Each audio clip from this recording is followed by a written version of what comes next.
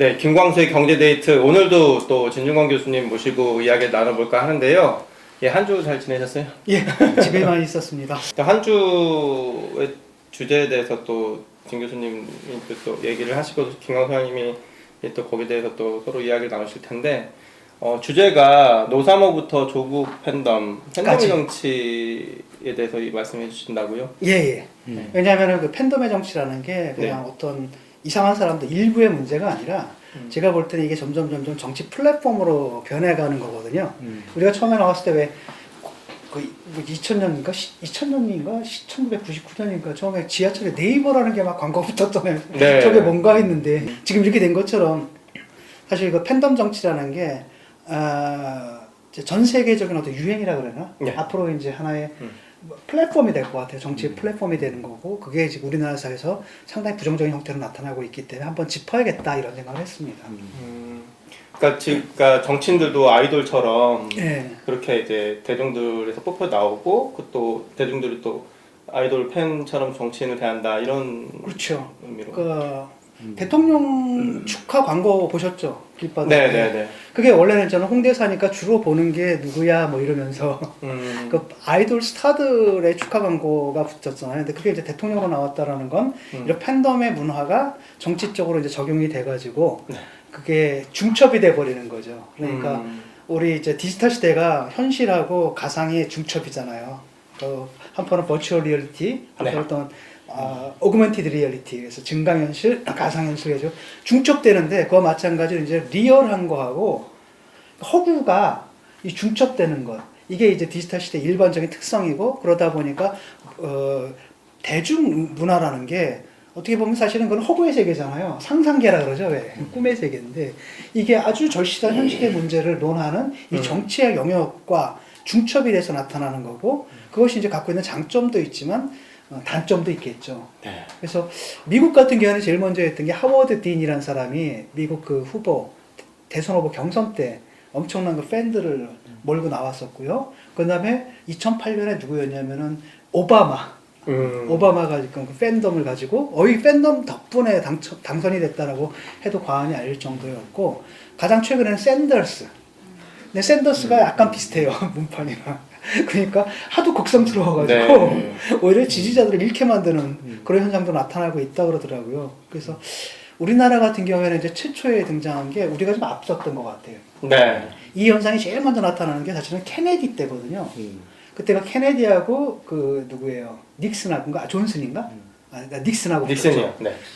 근데 그게 두 가지 매체로 방영이 됐거든요. 하나는 라디오였고요. 하나는 텔레비전이었는데 라디오로 들은 사람들은 닉슨이 압승을 했다고 느낀 거예요. 그러니까 논리적으로 닉슨이 앞섰는데 텔레비전으로 본 사람들은 그러니까 케네디가 좀 생겼잖아요.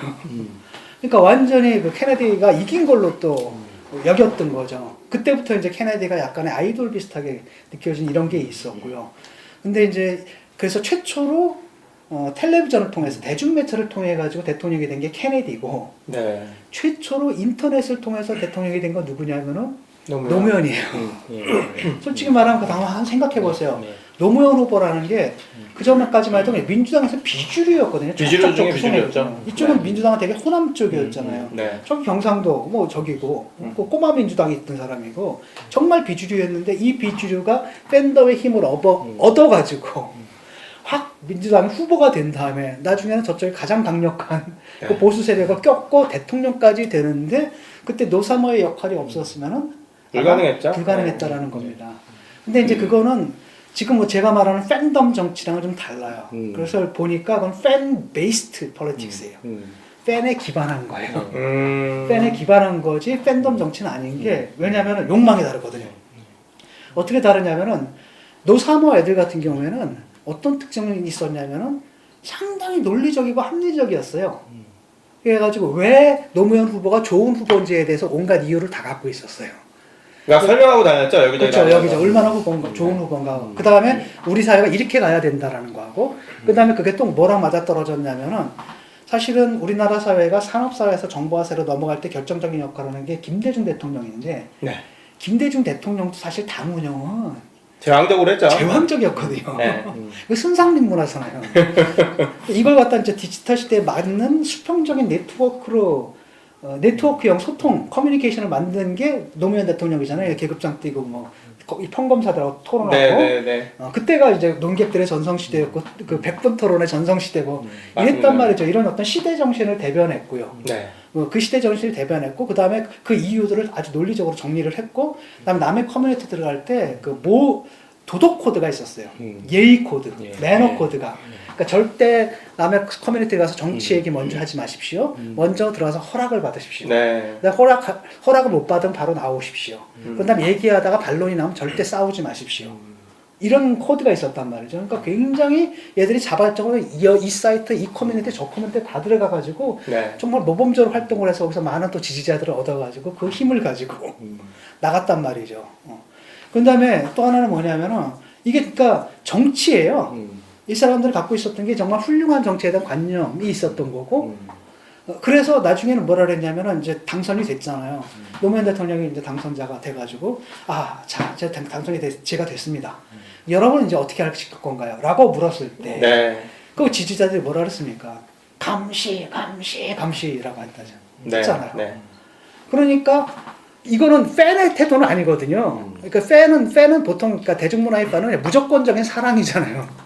지지가 하는 게 아니라 사실은 사랑하는 거예요. 그런데 그게 아니라 바로 감시하겠다는 거잖아. 이거는 분명하게 이들의 코드가 정치적이다라는 거죠. 정말 좋은 후보고 그래서 우리가 지지를 했고 그래서 그가 약속한 그것을 지키게 우리가 이제부터는 감시하겠다 이런 태도라는 거예요. 그리고 나서 어떻게 했냐면 사실은 뭘 했냐면 해체를 시켜버렸어요. 네. 해산을 딱 해버렸죠. 물론 이제 일부 사람들이 남았는데 내가 볼 때는 그 일부 사람들이 지금의 문팬이에요. 그러니까 이 사람들은 바로 뭐냐면 그 노무현에 대해서 뭐가 있냐면은 유착 관계가 생긴 거예요. 정서적 유착 관계. 그렇죠. 이 그러니까 나머지 사람은 정서적 유착 관계가 중요한 게 아니거든요. 정치인이고 정치인은 당연히 비판받아야 되고 지지도 받지만 잘못했을 경우에는 비판도 받아야 된다 이런 생각이기 때문에 자 우리 역할은 끝났다. 우리는 물러서서 우리가 너 대통령 만들어줬으니까 똑바로 해라. 똑바로 해라. 네가 약속한 거 그때 지켜라. 우리가 너를 지지하는 우리가 창피하지 않게 해라. 이런 태도란 말이죠. 반면 어떤 사람들은 우리가 뽑았으니까 끝까지 지켜야 된다라고 믿었던 사람들이 있는데 그 사람들이 바로 이제 오늘날 제가 볼 때는 이 문팬의 굉장히 중요한 핵심이에요. 그 다음에 이제 그 사람들이 뭐라고 하는지 한번 들어보세요. 뭐라고 얘기를 하냐면은 자 우리가 뽑아놓고 지켜주지 않아서 노무현 대통령이 저렇게 됐다. 그쵸? 네. 그 얘기란 말이죠. 그래서 그게 볼 때는 제가 가장 중요한 한 줄기로 이렇게 들어와 있고요. 또 한 줄기는 누구냐면은 맘카페 있잖아요. 맘카페 중심이거든요. 이 맘카페에 있는 사람들은 대부분 옛날에 20년 전에 바로 뭐냐면 H.O.T나 아니면 G.O.D나 맞아요. 네. 아니면 잭스키즈 거기서 활동했던 사람들이고 네. 지금 주로 이제 그 사람들이 그 팬덤의 문화적인 표현 영상들은 그들이 만들어내고 있어요. 아마도 내가 볼 땐 대통령 생일 광고 하는 것도 딱 그거잖아요. 우리 오빠 생일 광고잖아요. 그거였던 거고 그 다음에 지금 보면은 이니굿즈라 해서 굿즈 만들어 팔죠. 이니굿즈. 네. 이런 것들도 전형적인 옛날 그 팬클럽들의 행동이거든요. 그 옛날에 이제 고등학교 때 그거 했던 사람들이 이제 뭐가 됐냐면 이제 구매력을 갖춘 주부가 된 거죠. 그래서 맘카페에 모여가지고 그걸 하는데 그 맘카페 운영 자체도 팬클럽 운영이에요. 그러니까 솔직히 말하면 맘카페라는 건 그냥 육아와 아이들 교육 뭐 이런 데 관심 있는 사람들이 모이는 거잖아요. 네. 근데 거기도 팬이야. 그러니까 문팬 아니면 다 강퇴예요. 무조건. 강퇴시키고 그 내부에서 그냥 완전히 문재인이 이제 옛날에 사실은 뭐 저 아이돌 좋아할 나이는 지났잖아요. 그러니까 그쪽으로 옮겨와가지고 그 일을 지금 그대로 하고 있는 거죠. 그래서 이게 이제 두 축인 거고 또 하나 축이 있다고 해서 보면은 저는 이제 거기는 물질적인 이해관계 걸려 있는 사람들. 이 사람들은 원래 팬은 아니에요. 얘네들 누구라도 좋아. 지금 당장 저쪽이 대세고 네. 저쪽에 붙어야 내가 먹고 살기 때문에 들어와 있는 쉽게 말하면 이제 그 의원들 그다음에 그 지역구 사무실이 있죠. 거기에 딸린 식구들. 그런 다음에 정권이 바뀌면 몇천 자리가 낙하산으로 가잖아요. 그렇죠. 거기 얽혀 있는 이 인간들이 이제 딱 들어와서 결합이 돼가지고 나타난 게 이제 팬덤이라고 할 수 있겠죠. 말씀하시는 건데 그래서 이제 팬층 말하자면 이제 지지층과 예. 아이돌의 어떤 그 성향을 보이는 그 팬덤층하고는 좀 다른 거다라고 예. 말씀을 하시고 이제 거슬러 올라가서 뭐 케네디라든지 노무현 대통령이라든지 뭐 이렇게 오바마라든지 이런 걸 말씀을 하셨는데 그 이렇게 말씀하신 거 보면 좀 미디어 내지는 매체의 변화하고 더 이렇게 맞물려 있지 않을까 그렇죠. 그 변화가 그렇죠. 전형적으로 왜냐하면은 팬덤이랑 팬은 달라요. 팬은 뭐냐면은 나도 그렇거든요. 내가 누구 팬입니다. 그럼 그 사람 CD를 사고 뭐야 듣고 나 혼자 끝나잖아요. 네. 근데 팬덤은 어떤 특성이 있냐면은 자기들끼리 모여요. 모여가지고 이게 뭐냐면 이 사실은 그 팬덤이 팬지라는 대상을 팬 오브젝트라고 그러거든요. 팬 객체. 네. 팬 객체보다 더 중요한 게 이 팬 객체를 좋아하는 사람들에 속한다는 이 소속감이 더 중요한 거예요. 그래서 아마 옛날에 여러분 기억하실 거예요. 그 팬마다, 그 팬클럽마다 다 이름이 있어요. 뭐 신화창조, BTS 같으면 ARMY 이런 네. 거잖아요. 그래서 거기에 내가 멤버라는 게 굉장히 소속감이 되게 중요한 중요한 거죠. 네. 그 다음에 단순히 소비만 하고 끝나는 게 아니라 좀 말씀하신 것처럼 이 사람들이 컨텐츠를 갖다가 가공을 하거든요. 그러니까 제작사에서 주는 거 그냥 그대로 받아먹고 그냥 굿즈 사고 끝내는 게 아니라 자기들이 만들어요. 그러니까 쉽게 말하면 팬픽이라는 걸 만들죠. 우리 오빠랑 누구랑 막 해가지고 팬픽 있죠. 팬 아트를 만듭니다. 팬 아트라 그래가지고 온갖 미화한 그 이미지 있잖아요. 그러니까 문재인 팬 아트도 지금 있어요. 네. 문재인 팬픽도 있고, 문재인 팬픽은 약간 이제 신화 만들기 있잖아요. 문재인 대통령 일화 뭐 이런 거 가지고 신화 만드는 게 있겠고, 그다음에 어떤 이제 만화가라든지 이런 사람들 이게 이제 조국 팬으로 와서 조국이 막 케이크 딱 사들고 해. 딸 생일이라고 뒷모습 뭐 이런 거 있잖아. 네. 이런 거 그림 막 만들고 이런 거를 만들어서 자기들끼리 공유하고요. 심지어는 자기들끼리 뭘 하냐면은 이 굿즈를 만들어요. 그래서 그걸 판매까지 하는 거죠. 그 면티 같은 거요? 면티 같은 거 다 만들어서 판매도 하고. 그러니까 똑같아요. 팬덤에서는 누군가한테 또 사진쟁이들이 찍어가지고 공연장마다 쫓아다니면서 찍는 게 있어요. 그러니까 사진 기자들보다 더 좋은 장비를 갖고 있다는 거 아니에요.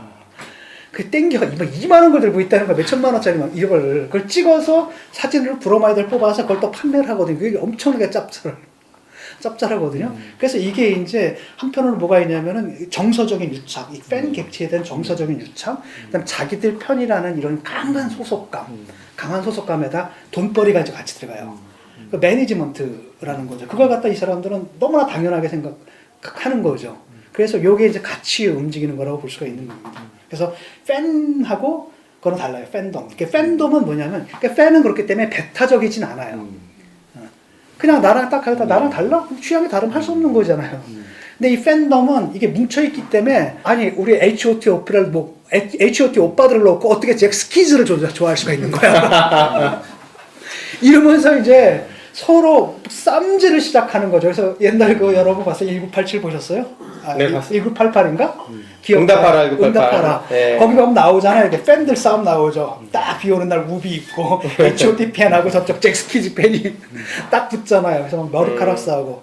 그래서 일단은 인터넷에서 패스하면 하는데 막 그러니까 가장 중요한 게 이제 서로의 이상을 비웃어 주는 거거든요. 그래서 H.O.T가 뭐가 좋냐, 그럼 잭스키즈가 뭐가 좋냐, 저것들 우리 오빠를 욕했어, 막 난리를 칩니다. 그래서 막 공격을 해다가다가 결국은 어디서 만나냐면 왜 이렇게 공연장 있죠. 공연장에 있는데 보통 자기들끼리 공연하는데 그게 아니라 무슨 그 연말 같은데 같이 공연할 때가 있잖아요. 그럼 이제 거기서 세싸움이 벌어지는 겁니다. 저쪽은 뭐 노란색, 이쪽은 막 파란색 해서 풍선 들고 난리 치다가 결국은 밖에 나가지고 물리적 충돌까지 머리카락 이런 거 있잖아요. 이게 바로 팬덤이거든요. 그 이제 케네디 같은 경우는 아까 이제 TV 매체 등가 선거에서 본격적으로 이제 이렇게 역할을 하기 시작하고, 그다음에 그 후에 2000년 들어와서 뭐 DJ 때든지 아니면 노무현 대통령 때 이제 이른바 인터넷이라는 게 본격적으로 좀 선거에서 영향을 미치기 시작하고, 그 다음에 이제 그 오바마의 경우를 이제 말씀을 하셨는데, 그보다는 그 후에 이제 미국에서 2008년 글로벌 금융위기가 발생하고 경제적으로 전부 혼란에 빠져서 어수선할 때 이른바 이제 미국이나 유럽에서 포퓰리즘이라는 게 등장을 했지 않습니까?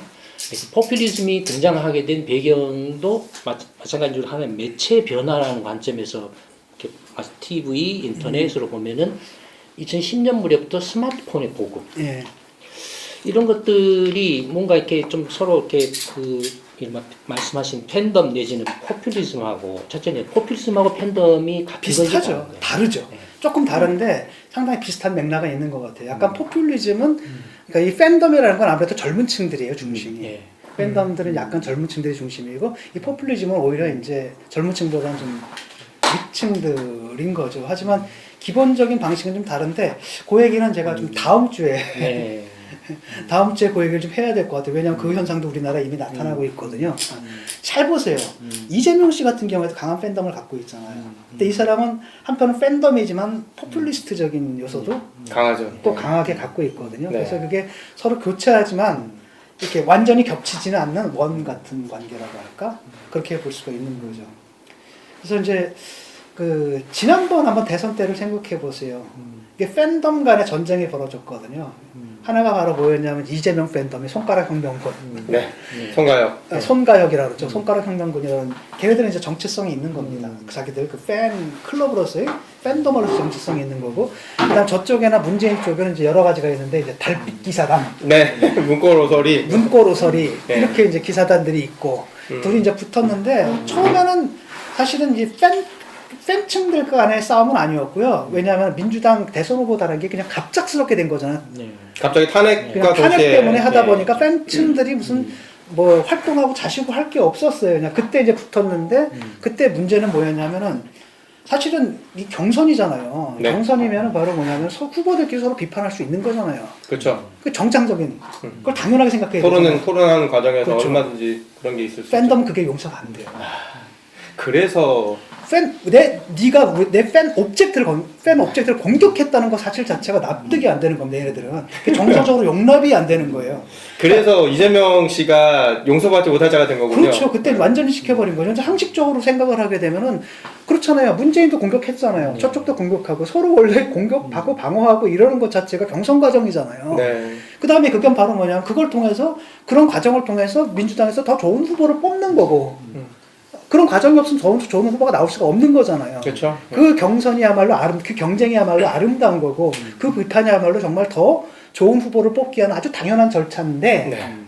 여기서부터 이제 어그러지기 시작하는 거예요. 팬덤의 정치하고 기존의 정치가 안 맞는 거죠. 그러면서 기존의 정치 논리가 좀 망가지기 시작하는 겁니다. 네. 그래가지고 그때 제일 먼저 당한 게 누구였냐면은 제일 먼저 당한 건 누구냐 안희정이었어요.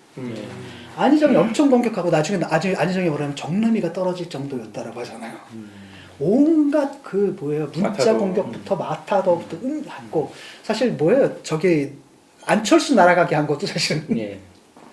안철수가 굉장히 억울해하잖아요 그거. 굉장히 억울하게 하는 게 그들이 이제 움직인 거고요. 그 다음에 이제 안희정 떨어져 나갔는데 네. 이재명은 이제 문제가 되는 게 바로 뭐였냐면은 이재명 씨가 또 말을 조금 얄밉게 하잖아요. 그막 그쵸. 팩트 폭행도 그냥 되게 강력하게 하더라고요. 그냥 말을 그 사이다라 그러잖아요. 네. 네. 사이다를 했는데 그냥 문재인을 향해가지고 답답한 고구마였잖아요. 그쵸. 고구마가 어쩌고 저쩌고 답답한 고구마. 그냥 때려대니까 사람들이 딱 볼 때는 걔 팬들이 볼 때 약 오르는 거거든요. 저쪽은 사이다인데 이쪽은 고구마예요. 네. 그러니까 이제 기껏 하는 얘기가 뭐냐면 아이 뭐 저 뭡니까 사이다만 먹고 살 수 없죠. 고구마도 먹어야죠. 이런 거 도저히 용서할 수 없는 거죠. 그래서 그때 이제 찍혀버린 겁니다. 그래가지고 이제 그 다음에 본격적으로 팬덤이 이제 모습을 드러낸 게 그 몇 년이죠? 2018년인가? 그 지방선거 때. 네. 지방선거 때부터예요. 그 이재명이 딱 나와가지고 경기도지사 후보로 나왔죠. 네. 저쪽 편에 누가 나왔냐면 전해철이 나온 거죠. 네. 이 전해철이야말로 친문 실세고 삼철 중에 하나잖아요. 이 전해철이 쟤들을 동원한 거예요. 동원 딱 해가지고 이른바 해경궁 뭐 김씨. 해경궁 김씨. 엄청 어떻게 보면 별것도 아닌 걸 가지고 온갖 고소부터 하고 그러는데 그때 내가 이제 막 반대를 했거든. 이거 위험하다고. 네. 이렇게 가면 안 되잖아요. 그렇죠. 안 되기 때문에 내가 방송에서도 막 지적을 하고 그랬는데 전해철은 이제 자기가 일단 약자 뭐지?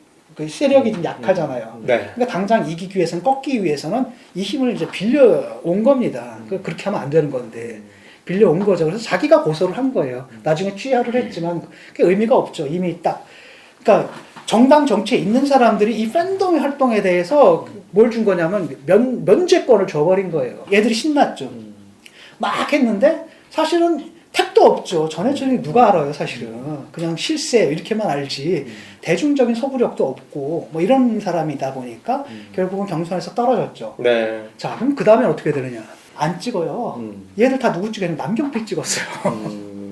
이게 팬이에요. 팬덤은 그러니까 기본 정치가 팬덤은 이 정치 이념이나 정책을 지지하는 게 아니에요. 팬 객체를 지지하는 거거든요. 팬 객체를 지지하는 것이기 때문에 이 팬 객체를 위해서라면 이 당이고 뭐고 이거 결코 중요한 게 아니다라는 거죠. 걔들한테 그 사람들한테 중요한 것은 자기의 쾌락이에요. 자기의 욕망이고 자기의 쾌락이다라는 겁니다. 그러니까 다른 원리를 갖고 있는데 일단 민주당에서는 뭐 자기들 막 지지해 주니까 좋잖아요. 그러다 보니까 이제 같이 편승을 했는데 좀 전에 얘기했듯이 이게 정당 정치의 문법과 네. 얘들이 움직이는 동력 자체는 다르거든요. 여기서 이제 충돌들이 계속 일어나는 거죠. 그래서 이제 그 얘기를 좀 조금만 더 덧붙이면은 팬 객체에 대해서 그러니까 보통 이제 사람들은 언제 팬질을 하느냐에 대해서 뭐 여러 가지 이론이 있는데 제가 찾아봤거든요. 그러니까 대표적인 이론이 바로 이제 정신분석학의 이론인데 리비디날 나르시즘이라고 해요. 리비도적인 나르시즘이라고 하는데 나르시즘이라는 게 뭐냐면은 자기 사랑하는 거잖아요. 근데 그게 보통은 이제 유아 같은 경우에는 완전히 자기밖에 모르는 자기성애라 그러거든요. 이렇게 왜냐하면 외부가 없어요. 외부가 없는 거죠. 오로지 자기야만에 같이 지내다가 언젠가는 외부 세계랑 접촉을 해야 되잖아요. 그게 이제 엄마를 통하든 누구를 통하든 간에 이제 외부 세계랑 접촉이 시작되는데 그때쯤에 이제 그 사랑을 타인에 대한 사랑으로 옮겨가는 그 과도기에 누구나 겪는 게 나르시즘이라고 그러더라고요. 그러니까 나르시스트들은 어떻게 하냐면은 그러니까 막 자기 몸을 만져요. 막 만지고 자기 얼굴 보면 막 좋아하잖아요. 그러니까 자기를 타인 사랑하듯이 하는 거예요. 네. 그러니까 자기 애랑 타인 사랑의 중간 단계인 거죠. 그래서 그러니까 누구나 다 거친대요, 그거를. 누구나 어린 시절에 그걸 거쳐가지고 자기 성애에서 타인 성애로 넘어가는 그 과도기에 자기를 타인처럼 사랑하는 그 단계가 있는데 문제는 뭐냐면 이게 이제 보통은 이제 넘어가잖아요, 유아기가 끝나면. 근데 어떤 사람들 같은 게 이게 오래 지속된다는 거예요. 제 생각나는 사람이 있어요. 그게 나르시즘이죠. 그래서 그 나르시스트 같은 경우에는 이제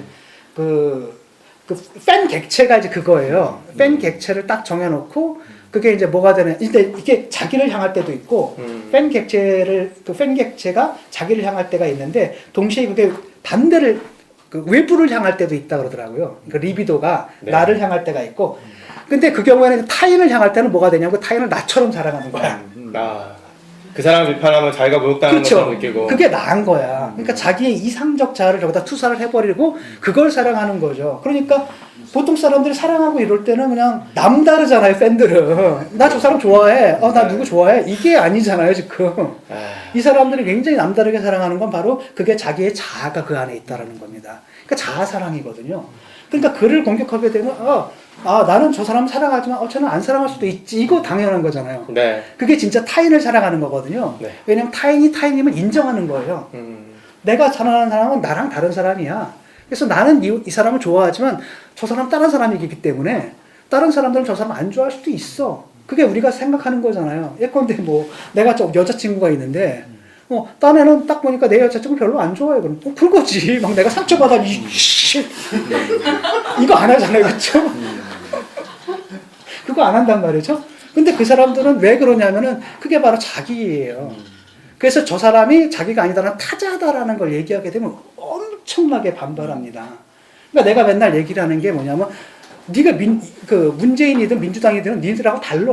이렇게 얘기를 하면 굉장히 상처받거든요, 얘들은. 못 견뎌하는 게 바로 뭐냐면 그게 이제 정신분석가들이 치료할 때 항상 그렇게 나가거든요. 그럼 굉장한 거부 반응이 있어요.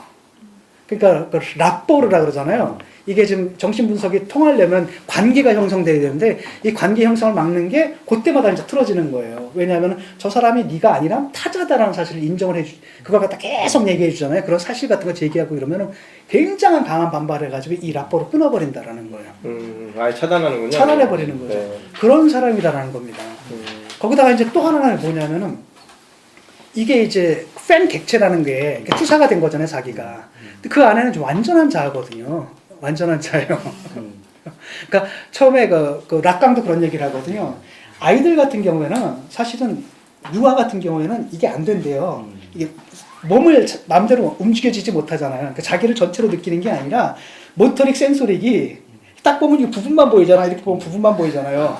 그 다음에 몸이 잘 안 움직여지잖아요. 근데 거울을 딱 보면 자기 온전한 자아가 있잖아요. 그것처럼 그게 자기의 온전한 자아인 거예요. 그러니까 그게 무너지면 내가 무너지는 거고, 그러니까 자기 도취 뭐 이런 게 있는 거죠. 그러니까 여기에 쾌락이 있는 거거든요. 그러니까 자기 잘생긴 모습 있잖아요. 네. 그러면서 완전히 그 나르시스코스, 그러니까 밥도 굶어가면서 그 짓 하잖아요. 그런 게 있다라는 거죠. 근데 이제 그 팬객체라는 게 재밌는 건 바로 뭐냐면 그 테디베어 같은 거라더라고요. 테디베어는 게 애들이 이제 처음에 유아들이 테디베어를 안고들 다니잖아요. 끌고 다니면서 그게 이제 바로 뭐냐면은 유아랑 그 세계랑의 접점이라는 거예요. 왜냐하면 내가 아닌데, 그쵸? 그러면서 아직도 나인 이런 접점이고, 그런 다음에 뭐 하냐면 얘에 대해서 그 과대망상이 이제 생긴다라는 거예요. 얘한테 소원을 빌면 모든 게 다 이루어져. 그렇죠. 그러니까 이 세계에 대해서 자기가 세계를 객관적으로 지배할 힘이 없을 때 이걸 통해서 이걸 지배한다는 망상을 갖게 된다는 거죠. 그래서 항상 애들 영화에 보면 나오잖아요. 애들이 테디베어한테 막 소원 얘기하고 온갖 얘기 다 하고 막 이러잖아요. 네. 그거라는 겁니다. 그래서 인류의 유년기 때, 네. 그러니까 인류 아직 유년기였을 때 주술이라는 거 있잖아요. 주술의 객체를 만들어서 이걸 세계를 지배할 수 있다고 믿었던 거잖아요. 주술이었군요, 그게. 그러니까 이 팬 객체가 일종의 주술적인 힘을 갖고 있는 거고, 문재인이 마술사인 거예요, 그러니까. 인이하고 싶은 대로 다 해. 인이하고 싶은 대로 다 해라는 게 나타나는 거죠. 그리고 이거 너무 현실적이거든요. 너무나 현실적인 게 왜냐하면은 대통령한테는 뭐가 있어요? 파워가 있어. 권력이 있단 말이죠. 권력이 있기 때문에 이 사람들은 쉽게 말하면 아무 생각 없으니까 그러니까 대통령이 잘해야 되는 거잖아요. 잘하고 못하고가 아닙니다. 이건 주술적 객체예요. 대통령을 지키기만 하면 되는 거야. 무슨 짓을 하든 간에. 무슨 짓을 하든 간에 지키기만 하면 된다는 거죠. 그러니까 대통령에 대해서 올바른 비판 같은 걸 아예 못하게 만들어버린다는 겁니다. 그게. 이게 이제 팬덤의 정치라는 거죠. 우리 진 교수님이 이게 배짱이 아주 두둑하신 분인 줄 알았더니 이게 그 문재인 씨 그 몸빠? 네. 굉장히 좀 이렇게 경계하고 두려워하시는 것 같아요. 아니요. 왜냐면 이게 팬덤을 두려워하진 않습니다. 굉장히 고상하게 표현하신데 그냥 알기 쉽게 말하면 제정신이 아니라는 거잖아요. 아니, 그렇게 쉽게 미쳤다라는 거잖아요. 아니, 그렇게 봐서는 안 되는 거죠. 그러니까 너무 겁먹을 필요도 없지만 무시할 필요는 없는 게, 무시해도 안 되는 게, 뭐 저는 그렇게 얘기를 하거든요. 아유, 그게 다 애들이 크는 소리야. 이렇게 하고 넘어가는데. 아이들이 그래서. 근데 실제로는 뭐냐면 이게 이런 현상이 계속 이 유아적인 현상이다라는 게 계속 강화가 된다는 거예요. 좀 웃자고 하는 소리고. 이게 일종의 이제 정치의 플랫폼이 돼서 이런 현상이 계속 될 거라는 겁니다. 반복될 것이다. 근데 그러면 이제 말씀하신 대로 뭔가 그 지금 현재 그 문재인 씨와 연관된 이른바 이제 그 몸바랄까 쪽의 그 팬덤 현상이 사실은 예전부터 쭉 뭐 있었던 건 아니고 어떻게 보면 거의 지금 문재인 정권 출범하면서 형성된 거잖아요. 네.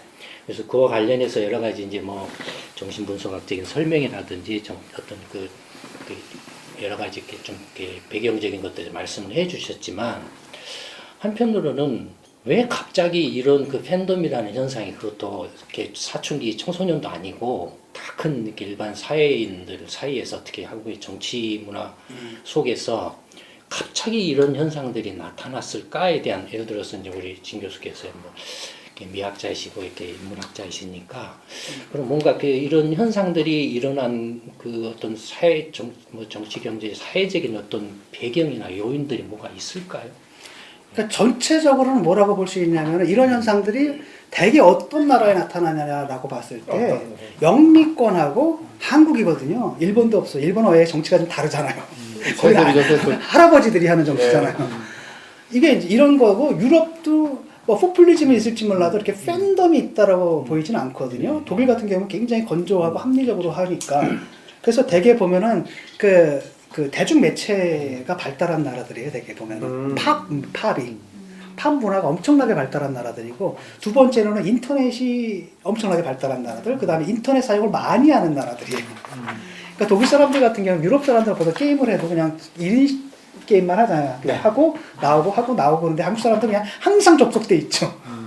스마트폰 없으면 못 살죠. 스마트폰 없으면 못 살잖아요. 그냥. 네. 이렇게 돼 있는 나라들이 있겠고 그러다 보니까 그런 나라에서 그 사실 망의 문제예요, 망이. 그래서 나는 뭐라고 얘기를 하냐면은 그때 그런 말 했었잖아요. 노회찬 씨가 노무현 대통령을 약간 비꼬아가지고 노무현 대통령 가장 큰 업적은 당선된 데 있다. 당선된 데 있다. 근데 나는 그걸 갖다 좀 긍정적으로 보거든요. 바로 그거다. 이 인터넷 망이다라는 것이 한 사람을 당선시킬 수가 있다라는 것이고 그런 전통이 이렇게 있었던 거죠. 그래서 한편으로는 발달한 인터넷망과 그걸 통해 가지고 우리가 세계 최초로 인터넷을 대통령을 뽑았던 그런 정치 문화. 다시 말하면 옛날처럼 정당 오가니제이션이라는 거죠, 조직. 조직의 대표적인 게 군대. 또 하나가 카톨릭 교회. 또 하나가 정당이거든요. 중앙당, 그다음 도당, 지역구 뭐 이렇게 쭉쭉쭉 내려오는 네. 이런 게 네트워크로 싹 넘어가던 그런 네트워크형 정치로 제일 먼저 진화한 게 대한민국이거든요.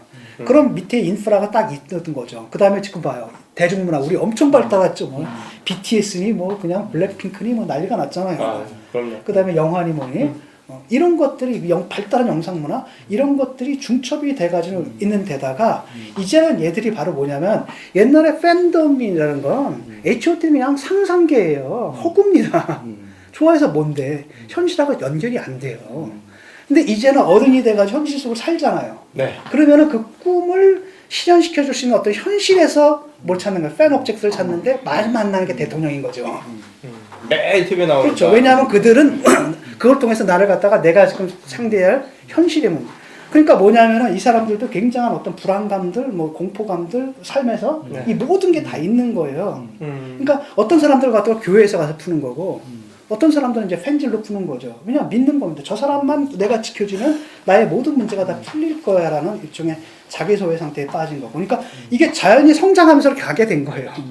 옛날 청소년 때는 사회고 정치고 뭐고 관심 없잖아요. 오로지 오빠들이 만드는 자기들의 세계란 말이죠. 이제는 현실에 들어와 살아야 돼요. 육아 문제니 뭐니 이것도 뭐 그렇잖아요. 뭐 특목고를 만드느니 자율고를 없애느니 뭐 입시고 뭐 이런 것 현실 문제잖아요. 여기서 이걸 갖다 접목을 시켜가지고 해줄 수 있는 게 바로 그거고 그러다 보니까 당연히 이게 정치 팬덤으로까지 이제 발달한 그러니까 넘어갈 수밖에 없었던 거죠. 아까 이제 좀 약간 부분적으로도 좀 언급을 하시는 것 같은데 그러면 그 팬덤이라는 게 이렇게 갑자기 이렇게 어떤 면에서 툭 튀어나온 것이 어떤 이제 지금 이제 사회적인 어떤 현상으로 봐. 예를 들어서 이제 드루킹의 경우를 보면 궁극적 결국에 드러난 것은 이제 그 이렇게 파주 어디에서 뭔가 이렇게 사업을 벌렸고 그 다음에 당선하면은 이렇게 무슨 이렇게 자리를 오사카 다오 총영사? 예, 예, 자리를 다오였고 아까 맘카페를 말씀하신 것도 맘카페가 예전에는 초창기 때는 정말로 이렇게 그 육아라든지 교육의 그 관점에서 이렇게 했다가 점점 이제 그 다음이나 네이버가 이렇게 약화되고 이제 페이스북이나 유튜브나 이런 것들이 커지면서 이런 쪽에서 이제 초창기 때는 그런 블로그나 카페 같은 것들이 굉장히 그 광고 수입도 있었고 네. 그다음에 매매도 됐었고 했었는데 이게 2008년, 9년, 10년 이제 스마트폰 나오고 페이스북이나 트윗이나 유튜브가 나오면서부터 확 이제 영향력이 떨어지고 그래서 뭔가 이제 사업이나 돈이 될 만한 이런 것들을 찾고 싶은데 이게 이렇게 마땅치가 않은 상황에서 이게 그 뭐 정치적으로 다소 맞아 떨어진 부분도 있고 한편으로는 이게 맘카페를 이렇게 통해서 뭔가 좀 수익이나 영향력을 좀 키워보자. 그다음에 그중에 가장 손쉬운 게 선거 때 야 너 와서 우리 맘카페에서 내가 홍보해 줄게 뭐 할게. 사실 우리한테도 그런 제의가 몇 번 온 적도 있어요. 우리 그 다음 게 카페 그에서 광고 좀 이렇게 실어줄 테니 우리 뭐 좀 해달라라든지 네. 이런 것들 있었거든요. 그러니까 맘카페 같은 경우도 그 보면은 되게 이제 그 문제가 돼서 이렇게 뭐 수사를 받고 문제가 된 거를 보면은 다 그 이해관계가 이렇게 있어요. 그러니까 그렇게 보면은 이게 그 말씀하신 팬덤이라는 것도 결국에는 뭔가 이렇게 서로 간에 이해관계가 이렇게 일치되거나 아니면 이렇게 서로 공유되고 그런 것들이 오히려 더 그 이면에 조금 더 깔려있지 않을까 싶기도 하는 그런 느낌이 드는데 그 경제학자라서. 그럴 수밖에 없죠. 근데 그러니까 실제로 아까도 얘기했잖아요. 그러니까 그게 뭐냐면 한편은 강한 유착 관계가 있고, 그러니까 쉽게 말하면 그러니까 소속감 갖고 노는 그러니까 그 정서적인 유착감과 그 다음에 재미예요. 재미? 왜냐하면 그걸 통해 가지고 자기들의 그 폭력적인 본성들을 마음껏 분출할 수 있잖아요. 네. 그 옛날 같으면 남의 홈페이지 들어가서 막 쌍욕하고 뭐 이런 사람들 미친놈하고 욕 먹는데 그 커뮤니티 내에서는 잘했다고 칭찬받고 전사라고. 뭐 이런 것들도 있고 또 하나는 아까 얘기했듯이 그게 돈벌이라니까요. 근데 돈벌인데 그런 사람들은 내가 볼 때는 그 팬은 아니에요. 그 사람들은 그 팬 문남, 팬덤에 들어와서 그걸로 장사를 하는 거죠. 장사를 하는 사람들이고, 그 다음에 그런 얘기를 많이 들었으니까, 그 맘카페 내에서도 굉장히 그 정치랑 연결이 돼가지고 굉장히 좋은 정보들이 많이 들어온다니까. 실생활에 도움이 되는 정보. 어느 정도냐면은, 그 마스크 구입 난인데, 그 맘카페에서는 마스크를 살 수 있는 어떤 루트를 내려온대요. 그러니까 어쨌든 그런 실질적인 도움이 오가는 이런 부분들도 있겠지만 제가 볼 때는 전체적인 현상으로서의 팬덤이라는 것은 내가 돈을 벌기 위해서 하는 게 아니라 내 돈을 써가면서까지도 그걸 한다라는 거예요. 조금씩 한다니까 그냥 그 몇십억 내잖아요. 이게 걔네들 돈 되려고 하는 게 아니거든요. 근데 이제 문제는 뭐냐면 그걸로 돈 버는 사람들이 있는 거예요. 조국 책 쓰는 사람들. 그런 사람들이 있는 거고 실제로는 더 많은 사람들이 그러니까 아는 거죠. 이게 팬덤이라는 건 그 소비 니즈가 있는 거거든요. 팬 오브젝트에 대한 니즈가 있는 거고 그 콘텐츠를 제공해주면 돈을 벌 수 있다 이런 생각으로 들어와 있는 애들이 굉장히 많은 거죠. 네. 그게 금전일 수도 있고 권력일 수도 있는 거죠. 공천일 수도 있고 이런 애들이 같이 들어와서 아까도 보면 팬덤들이 세 갈래 중에 그 중에 하나. 얘네들은 실제로는 팬덤이라기보다는 슈도 팬덤이죠. 팬인 척하면서 실제로는 권력이나 아니면은 금전 이쪽에 더 관심이 많은 애들인 거라고 볼 수 있습니다.